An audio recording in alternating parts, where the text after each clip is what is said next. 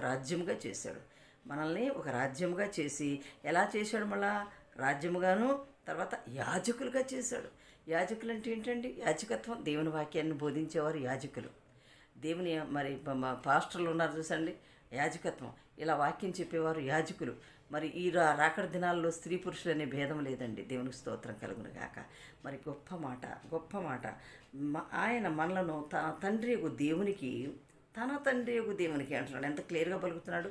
యేసుక్రీస్తు వారు యెహోవా దేవుడు పంపించినటువంటి శరీరధారిగా కుమారుడిగా పంపించబడ్డాడు ఇక్కడికి.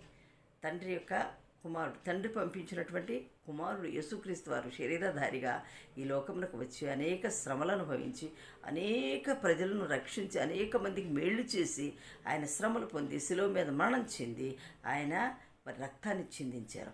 ఆయన రక్తంలో మనకు మన పాప విమోచన కలిగింది. అక్కడ ఆయన రక్తము ద్వారా మనకి